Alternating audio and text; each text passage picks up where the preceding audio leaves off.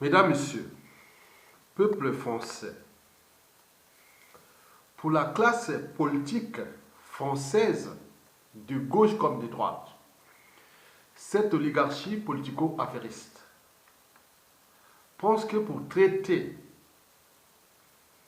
les problématiques des gilets jaunes et de ces enjeux à l'échelle nationale, il faut tout justement continuer à assassiner intellectuels, cadres civils, politiques et militaires en Afrique francophone. Et pourquoi? Je vous le dirai.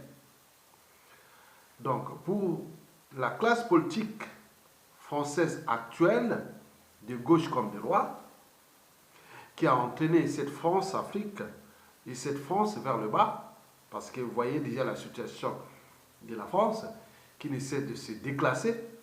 Ça a commencé déjà des années 1970. Et la suite, elle est logique quand on voit ces gens-là, parce que je vous informe que je suis quelque part un fin connaisseur de la France-Afrique.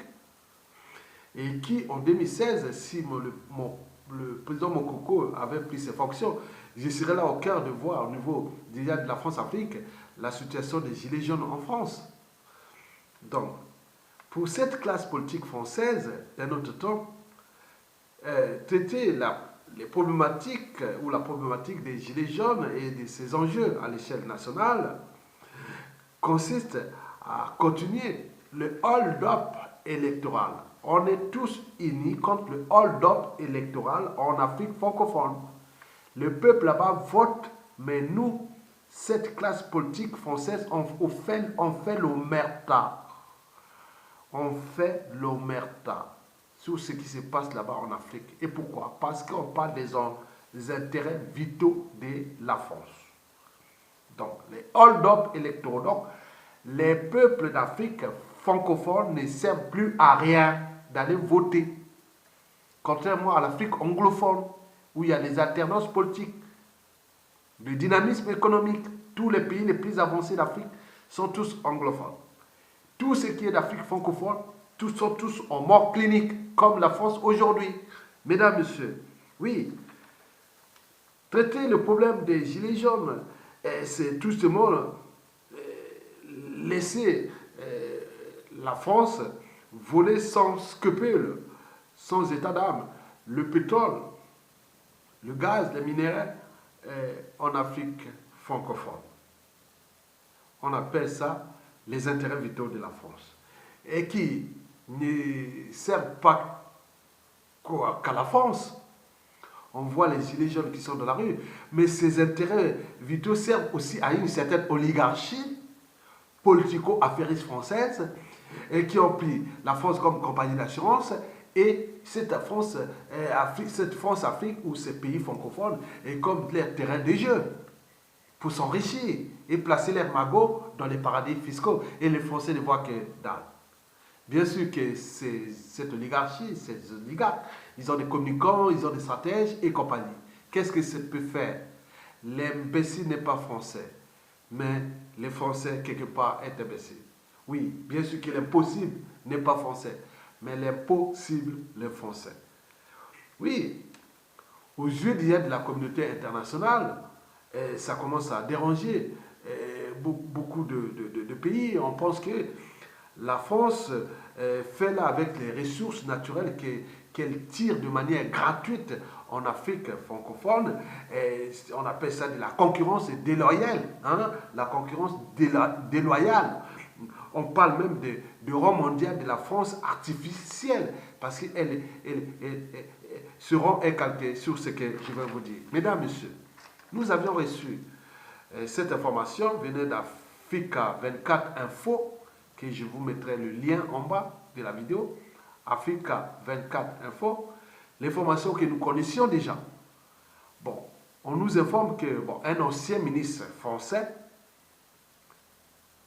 dit que le pétrole devrait être gratuit en France, car il est volé en Afrique. Mais où? En Afrique noire. Mais où? En Afrique francophone. Mais où? Dans le bassin du Congo. Mais où? au Gabon et au Congo, Brazzaville. Vous le saviez bien, gratuitement. Gratuitement. Mais quand vous voulez quelque chose gratuitement, vous venez payer les taxes et autres, mais il y a un souci. Mesdames, Messieurs, je vais vous lire le message. Un ancien ministre français nous a révélé en exclusivité et qu'il ne comprenait pas pourquoi l'actuel président français, Emmanuel Macron, voulait ajouter la taxe sur le carburant. Selon lui, le pétrole devait être librement disponible pour tous les citoyens français. En quoi l'ex-ministre français, qui a voulu garder l'anonymat, la France ne paie que 10% de tout. Le brut qu'elle en extrait formellement en Afrique.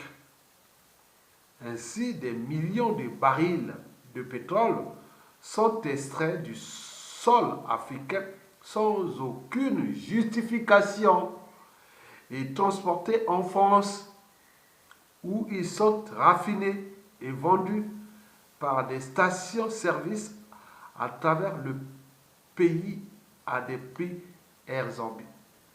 exorbitants. Et l'article ajoute d'ailleurs que selon ce même ministre, faire fonctionner une raffinerie ne coûte pas très cher. Et si le gouvernement actuel pense pouvoir tromper les Français en ajoutant des taxes sur le carburant, ils échoueront. Le gouvernement doit rendre compte de ce qu'il fait avec le pétrole qu'il exploite librement d'Afrique. La France extrait du pétrole dans plus de 10 pays africains. Non seulement du combustible, mais plusieurs autres ressources naturelles, dont l'uranium, qui sert à alimenter les foyers français. Je ne comprends pas pourquoi le prix de l'électricité et du carburant ne cesse d'augmenter en France chaque année, alors que la plupart de ces ressources sont extraites de nos anciennes colonies gratuitement. L'ex-ministre encourage les gilets jaunes à poursuivre le mouvement, mais dénonce les actes de violence menés par les extrémistes infiltrés dans le mouvement. Toutefois, il exhorte le gouvernement français à réduire le prix du carburant et à écouter le cri du peuple français. Bon, c'est un ministre français qui défend vraiment son pays parce qu'il a les droits et devoirs vers son pays. C'est tout à fait logique. Mais si vous, à l'échelle de votre pays, vous n'avez pas les droits et devoirs de défendre votre pays, tant pis pour vous. Donc, il dit les choses vraiment bien. Bon, donc, cet article-là, je vais vous le mettre au-dessus de cette... Bon, je fais le décryptage. Vous savez que, il faut le dire, que la situation de la France, que la France fait cette concurrence déloyale sur les matières premières, notamment le pétrole et l'uranium pour les matières fissiles qui alimentent 75% de l'électricité nucléaire ici. C'est gratuitement, c'est gratuit. Je vous dis, c'est gratuit.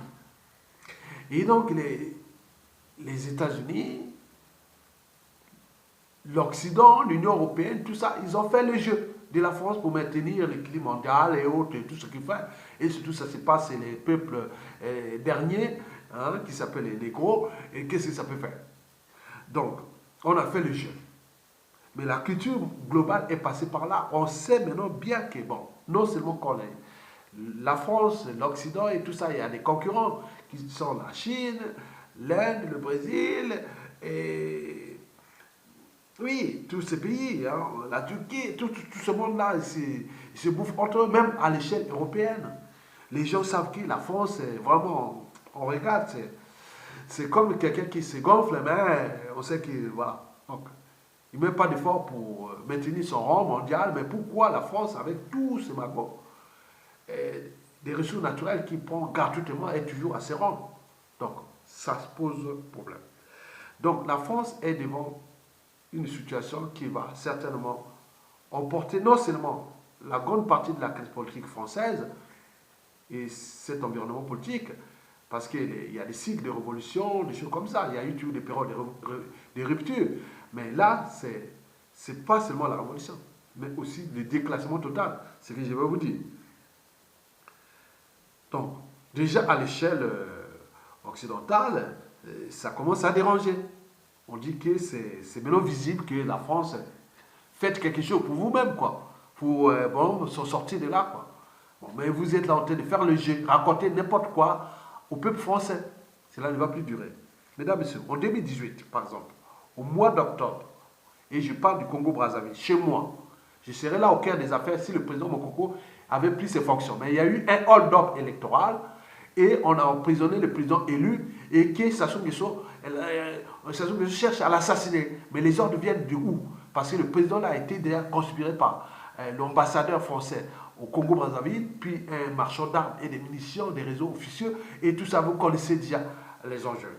Et donc, on nous a informé qu'au mois d'octobre, inhabituel, le Congo-Brazzaville, un pays où 90% de la population est dans la merde totale, à cause de ces pions de force Afrique qu'on nous a placés là depuis 34 ans, qui essaient de tuer, massacrer, tirer vers le bas ce peuple. Et on nous informe qu'au mois d'octobre, il y a eu 600 000 barils de pétrole extraits tous les jours du sol congolais, au large de Pointe-Noire, la capitale économique. Vous voyez là où passe l'Équateur en Afrique, vous voyez le Congo-Brazzaville, vous voyez Pointe-Noire. Le pétrole a été extrait au mois d'octobre, plus de 600 000 barils de pétrole. On ne sait pas, on n'arrêtait pas de pomper. C'est comme vous prenez, vous avez une carte bancaire volée et vous êtes en train de pomper l'argent, jusqu'à ce que, voilà. Donc ça se passe comme ça. Donc, et donc, non, on a vu ça inhabituel parce qu'au Congo-Brazzaville, le baril de pétrole, depuis ces années, on nous affiche que ça va de 250 000 disons, à 300 000 barils. Mais là, comment le double? Et on nous informe que d'ici peu, on pourra même arriver aux millions de barils de pétrole. Et alors que le pays est dans la merde, les gens n'ont pas, les fonctionnaires, les retraites et tout ça sort de la merde depuis 8 mois, 9 mois, 1 an, sans salaire de fonctionnaires et étudiants et tout comme dans le pays, dans la merde. Et d'ailleurs, Sassou Nguesso s'entête à faire son dialogue au mois de janvier et avant tout, cherchant à assassiner le président élu. Mais qui donne les ordres? Vous voyez les problèmes de ces relations entre la France, cette oligarchie politico-affaires française, soi-disant président gouvernant, et ce qui se passe là-bas comme drame humain. On veut assassiner quelqu'un qui a été formé en France, qui a été un chef d'état-major des armées de ce pays, et qui a été un Syrien, qui a rencontré Mandela, qui a été à l'équilibre de la fin de la guerre froide, et qui a été élu par son peuple en 2016, et que la France veut mettre tous les moyens, et on donne sa solution pour l'assassiner. Avec les conséquences à venir dans ce cas-là, parce que dans ces cirques d'Afrique, souvent ces problèmes-là se règlent par association, jouant les émotions et tout ce que vous connaissez. Donc, pour le rôle de la France, on joue un drame déjà à l'échelle congolaise, qui se prépare. Et deuxièmement, nous ne voyons pas le Gabon, le Cameroun, tout hold-up. N'oublions pas le Tchad, ça ne passe pas. N'oublions pas la République centrafricaine, après que les deux chevaux de Troie de la France, c'est-à-dire Idi Déby du Tchad et Sassou Nguesso du Congo-Brazzaville, ont foutu les bazars là-bas. Et il y arrivait un président qui s'appelle Faustin Archange Touadéra, qui est allé chercher les Russes pour se protéger militairement. Et aujourd'hui, c'est un havre de paix. Et les Russes, vous connaissez, oui, c'est une puissance militaire et autres. Donc la France va se mesurer avec la Russe. Donc c'est un terrain de jeu avec tous les équilibres qui arrivent. Déjà, la République a démocratisé du Congo, qui sait ça, et qui, les Américains, disent que oui, il y a des terres rares qui sont, l'économie de demain, c'est les terres rares, ce n'est plus le pétrole. Donc il veut aller sur ce marché qui regroupe les 60% des réserves en terres rares. Mais ils ne sont pas que là-bas. Ils sont aussi au Congo-Brazzaville, au Gabon, au Centrafrique et tout compagnie. C'est une zone de bassin du Congo qui est l'Amazonie de l'Afrique, qui est riche. Mais les gens là-bas sont dans la merde totale. Parce que cette zone est d'abord francophone, France-Afrique et tout compagnie. Et vous voyez, ce qui se passe en France, c'est le même bazar que et qui est arrivé là-bas. Ce n'est pas tout, mesdames, messieurs, qui est le problème de pétrole. On peut en faire l'autre. Là, vous connaissez l'histoire de coups d'État, des guerres, des génocides qui s'est passé au Congo, dans toute la sous-région avec les affaires ELF. Et puis, tout ça, vous connaissez, le Congo a payé un autre avec ce problème-là, ces intérêts. Bon, ce n'est pas tout. Mais on parle aussi du franc CFA. Le franc CFA livre 40%, 30 à 40% d'écoles publiques françaises.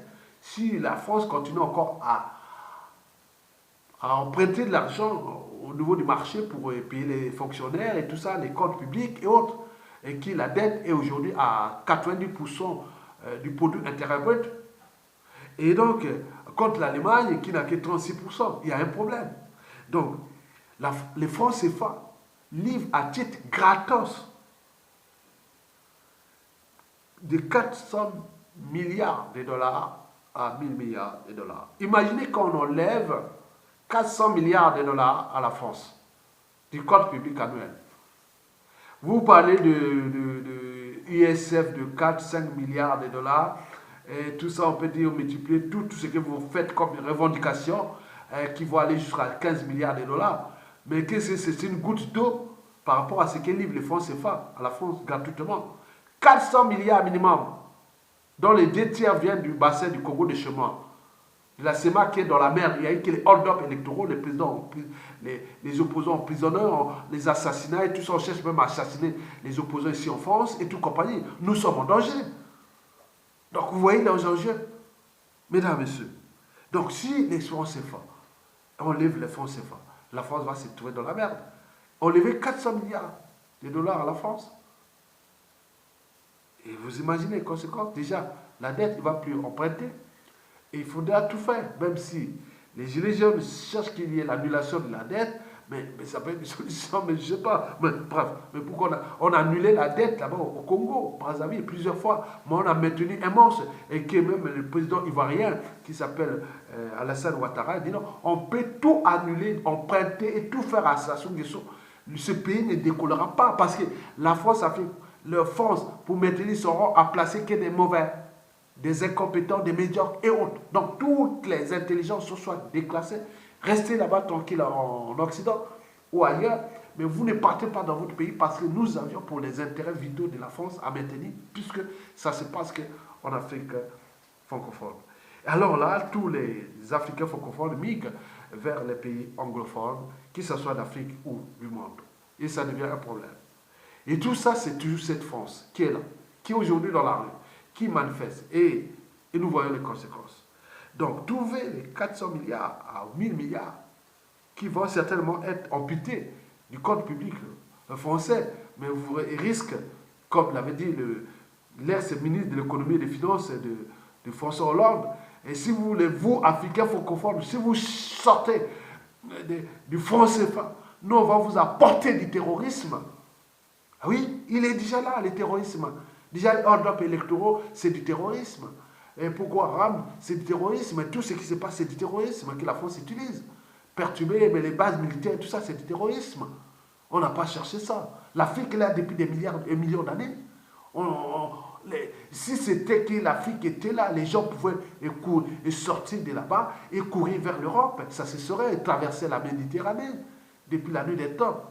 Mais les traversées de la Méditerranée, 2 tiers, c'est venu des pays d'Afrique francophone. Et ce qui date au cours seulement de ces 20 dernières années. Alors que les Africains sont là depuis des millions d'années. Arrêtez, il y a un souci. Mesdames, Messieurs, ceci dit. Donc, il faut certainement apporter des solutions. Les solutions, il faut d'abord changer, ici à l'échelle, je parle de l'échelle de la France. Il faut que la France change de système. Déjà au niveau des institutions. Oui, le système de la 5e République française est fini. Il est dans l'impasse. Il faut passer à un autre système.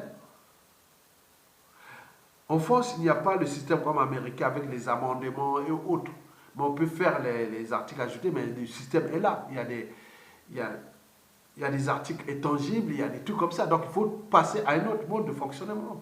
comme proposé d'autres, sur les référendums participatifs, la révocation des élus et tout compagnie. Il y a plein de mécanismes à mettre en place dans une civilisation qui ne cesse de se modifier et d'avancer, parce que le monde a changé et va changer tout au long de ce 21e siècle et au cours des prochains millénaires. Donc il faut s'adapter, mais ils maintiennent encore un système de la 5e République qui n'est là et qu'il faut voir. Donc d'où l'enjeu pour la France de changer de système. Vous ne changez pas le système, tant pis pour vous. Vous allez maintenir ces mêmes systèmes en relation avec la France-Afrique, et qui là-bas, les Gorékas, d'autres Rékas arrivent, et tout compagnie, vous pouvez vous tomber du 50e étage au sous-sol. Ça fait mal. Ça tue. Oui, au niveau du pétrole, des minéraux et tout compagnie, puisque vous n'êtes plus seul.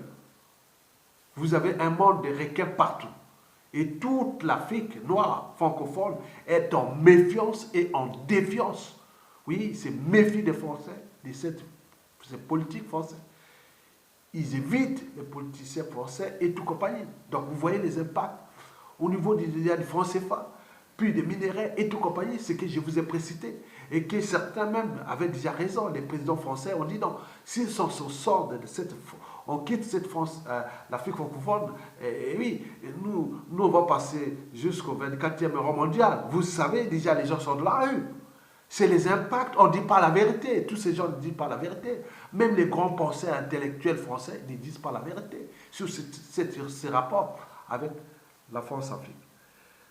Mesdames et messieurs, donc changer le système immédiatement, d'où l'enjeu qu'il faut une révolution. On ne fait pas les omelettes sans casser les œufs. Il faut une révolution en France. La France a besoin d'une révolution parce que ça a tout armé. Si vous ne la faites pas, de toute façon, elle arrivera parce que le système n'est pas aménageable. Pourquoi? Parce qu'il se pose des problèmes de mentalité, habitudes et comportements qui nuisent gravement d'abord à la France et aussi à la France-Afrique. Parce que vous savez que la loi est votée, on est élu, on est là pour 5 ans, avec les salaires pour député de 7 000 euros, avec les ardoises et tout ça. J'ai 5 ans de salaire, j'étais peut-être un petit gars qui gagne 1 500 euros, j'ai été coopté, maintenant je suis député, ou même ministre et autres, minimum 7 000 euros net par mois, à 15 000 euros, avantages et tout compagnie, pendant 5 ans, c'est pas bénéf, non? Ils n'ont aucune responsabilité. Ce n'est pas quelqu'un qui suit une centrale nucléaire, qui s'il fait une erreur au niveau de la responsabilité, c'est explosion nucléaire. Mais eux, ils ne sont pas responsables. Rien. La responsabilité, c'est seulement de donner les ordres aux autres et qui ne sont rien. Hein, ils sont rien. Donc, il faut voir ça. Parce qu'à l'échelle des mentalités, habitudes et comportements, ils ne sont responsables de rien. Ni du bilan de leur mandat passé et encore en cours. Et comme là, dans cette 5e République, et ce pouvoir-là, qu'on n'a pas de révocation et tout compagnie, qu'est-ce qui se passe? Vous avez toujours des gens qui sont là pour dire oui, on est élu, il faut respecter la République, il faut respecter la mais en réalité, c'est leur passe-droit, les conflits d'intérêts, et les autres là, ils ne savent pas qu'à un moment donné, en mon âme et conscience, et oui, il y a une irresponsabilité, et il n'a pas marché. Aux États-Unis, un mandat de 4 ans, à la mi-mandat, c'est 2 ans. Hein, on fait 2 ans, on fait une élection mi-mandat, mais pourquoi ici, on ne fait pas pour motion de confiance? Mais pourquoi on attend toujours 5 ans, et à l'époque, d'autres veulent même 7 ans? En Afrique, là-bas, ils prennent ça comme modèle, et comme qui se ressemblent, s'assemblent, donc, et dans les ordres, là-bas, l'Afrique et l'Afrique francophone. Je ne parle pas, il faut mélanger l'Afrique francophone. Donc, vous voyez ce problème des réformes des mentalités, habitudes et comportements qui nuisent gravement à cette France et qui, en tenant compte de ces institutions et de ces mentalités qui n'ont pas changé, oui, nous avons là, c'est vraiment une monarchie présidentielle. Il faut la dire, c'est une monarchie présidentielle. C'est une monarchie. Quoi? C'est une monarchie présidentielle ici en France. Et qui, par translation, influence l'Afrique francophone. On le voit là-bas. Parce que les mentalités entre francophones d'Afrique et anglophones d'Afrique ne sont pas les mêmes. Vous voyez, les mentalités entre anglophones d'Occident et francophones d'Occident, ce n'est pas pareil. Donc, vous avez tout compris. Donc la réforme des mentalités est évidente et qu'il faudra recommencer déjà depuis l'école primaire, collège, lycée, université, au niveau de l'autolimitation, de ce qui est les valeurs de liberté, de dignité, de justice, même de justice électorale, même de pouvoir autogérer d'en bas vers le haut. Il faut repenser d'autres néologismes intégrés à des valeurs nouvelles qui sont déjà, qui intègrent les nouvelles synthèses sociétales. Mesdames, Messieurs, oui, troisièmement, il faudra certainement demander à ces gens-là de s'affranchir déjà de la France-Afrique. Parce que déjà, cette classe politique-là, et qui à côté, ils sont là tranquilles, ils fournissent aucun effort. Au moment qu'on prend les trucs là-bas, les cellules africaines de l'Élysée, ils ont plein de réseaux comme ça. Ils prennent les trucs là régulièrement. Donc l'Afrique francophone noire là devient des variables d'ajustement de l'équilibre social en France. Donc on fuit là-bas. Si quelqu'un là-bas est trop haut, bon, on voit les services secrets français pour aller l'éliminer. Et c'est comme ça. Et ça marchait comme ça. Maintenant, jusqu'à ce que tout est visible. On le voit maintenant. Et donc, les gens savent que les services secrets français ne sont pas pour défendre, soi-disant, comme d'autres services. Mais là, c'est vraiment une certaine forme d'impérialisme abusif et qui ne cesse de tirer vers le bas. Non seulement la France, mais également l'Afrique francophone, étant donné que nous sommes dans un monde interdépendant. Donc, l'Allemagne, c'est un cas d'école. La France, vous le connaissez, cette histoire avec l'Allemagne. Quand la fin de la Première Guerre mondiale, en 1918. Et quand vous avez signé les trucs de retour. Et puis, la Société des Nations. La France était la langue la plus parlée au monde. En 1922, vous avez perdu. Mais pourquoi? Déjà, c'était la somme des erreurs que vous avez déjà commencé. Et depuis 1922, la France n'est plus la langue des traités internationaux. Mais aujourd'hui, depuis 1922, l'Allemagne n'a plus de colonies en Afrique, ni de monnaie coloniale. Mais elle est toujours la première puissance économique d'Europe et quatrième mondiale. Elle a su toujours s'adapter, s'arranger autre. Alors que vous avez les monnaies coloniales, vous avez les bases militaires, vous avez tout, les oligarchies qui volent abusément, qui vont s'amuser là-bas. Mais ça commence à déranger. L'Allemagne, c'était un cas d'école, aller faire les cours de cet affranchissement en Allemagne, à comprendre comment vous êtes arrivé là. On est arrivé là. Bon.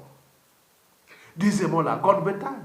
Oui, le vrai concurrent de la France, qui a été d'abord concurrent, puis complice pendant la Seconde Guerre mondiale. La Première Guerre mondiale, j'ai dit. Quand vous avez ravi les colonies allemandes d'Afrique, vous avez partagé entre vous, il y a les Cameroun. C'est une situation post cette guerre, la Première Guerre mondiale, qui est une partie anglophone, une partie francophone. On voit les bazars que vous avez créés là-bas. Même les petites minorités anglophones, ils cherchent à s'affranchir du grand Cameroun francophone. On n'en veut pas de ces Cameroun francophones. Et la francophonie, c'est le piège indicateur, un piège à déclassement, piège aux assassinats des intellectuels, cadres civils et politiques et militaires. Donc il dit non, attention, vous les gars là-bas qui luttez contre Sassou Nguesso, on peut vous assassiner en France. La France c'est dangereux pour vous. À cause de qui? C'est pas la France. C'est cette oligarchie politico-affairiste et tous ces gens qui n'agitent pas leurs neurones, ils sont que là sur les partis politiques. Dès qu'ils ont un pouvoir, ils ont des leviers et des tableaux de bord pour maintenir l'équilibre, de dire non, on attend qu'on passe à un autre pouvoir, on attend de prendre notre mandat et on tue là-bas en Afrique les intellectuels. Ceux qui contestent, ça devient dangereux.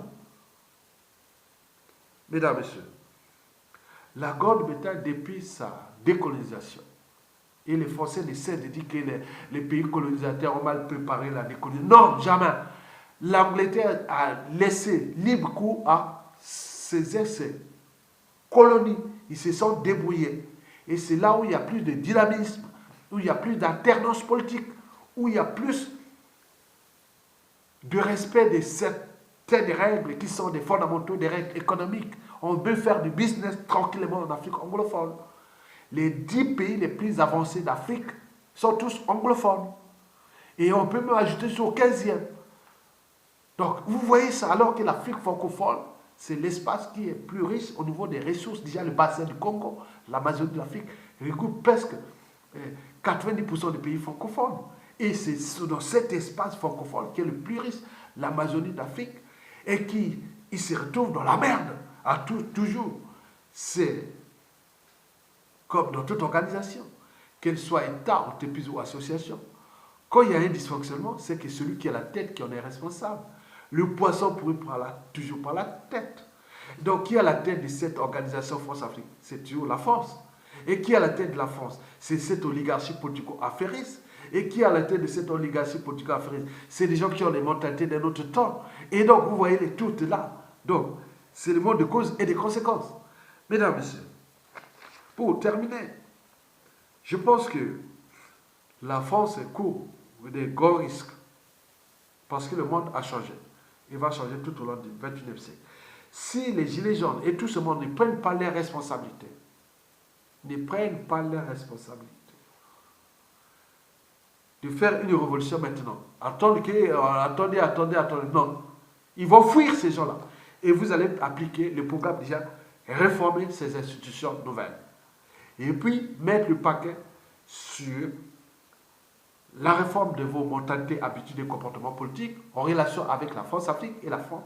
Et vous pouvez mettre aussi des nouveaux traités avec la France-Afrique. Parce que c'est la priorité d'ailleurs, oui. Après la chute là, hein, vous devez directement, la chute de l'ancien régime qui est là en ce moment, l'ancien régime de la 5e République, vous devez obligatoirement aller directement, aller voir, trouver les moyens, hein, avec les moyens que vous avez, hein, civilement, libérer tous les présidents politiques en Afrique francophone, libérer tous les présidents élus là-bas en Afrique francophone, qui prennent les responsabilités, et à côté, vous pouvez trouver des traités, des conventions de sortie des crises pour une période échelonnée, pour que déjà vous pouvez préparer déjà, sauver vos intérêts vitaux, et en même temps trouver des portes de sortie dans l'espace et le temps, en même temps que vous allez réduire ce volume d'immigration abusive et tout compagnie. C'est un projet de société. Et si c'était possible, nous serons là, je serai là, à l'échelle du Congo, avec le président élu congolais, le président Mokoko, et qui, la France-Afrique, à travers son valet local, à travers son sous-traitant négligé, cherche à l'assassiner. Et comme on dit dans la Reine d'Or, ne faites jamais à autrui ce que vous ne souhaitez pas le faire. En réalité, la situation du Congo avec le président Mokoko risque de se terminer dans un processus un peu dangereux. Je vous dis sincèrement, la France doit prendre ses responsabilités. Il ne se passe pas qu'en Afrique, au Congo-Brazzaville, mais il y a la situation du Gabon, que vous connaissez, du Cameroun, du Tchad. Vous connaissez la Centrafrique qui est aujourd'hui un peu isolée par rapport à vos sous-traitants. Donc, j'ai vu par les réseaux des Gilets jaunes qu'il faut sortir de la France-Afrique et autres. Bon, pourquoi pas? Mais il y a des mécanismes, il y a des portes de sortie. Nous pourrons mettre ensemble ces solutions de sortie. Parce que ça sera la priorité. Parce que, en France, ici, vous avez entendu que, en réalité, vous dépendez presque en totalisant, vous dépendez presque à 60% de l'Afrique francophone et de l'Afrique en général. Que ce soit l'Algérie avec les gaz, que ce soit tout. Bon, vous voyez déjà ça. Donc, il faut sortir de cet état de crise, de dépendance vraiment chronique, qui risque de perturber parce qu'il y aura des révolutions ici. Si vous n'anticipez pas. Donc, la révolution qui se passe en ce moment, elle doit être accompagnée de ce changement. D'abord, pensez d'abord la France-Afrique. Et comment trouver les portes de sortie. Et puis les institutions ici. Et enfin, la réforme des mentalités, habitudes et comportements. Alors là, la France serait rentrée en phase post-coloniale, post-esclavagiste et rentrée dans un monde de demain, c'est-à-dire en phase avec le XXIe siècle, en route pour les prochains millénaires. Mesdames et messieurs, je vous remercie.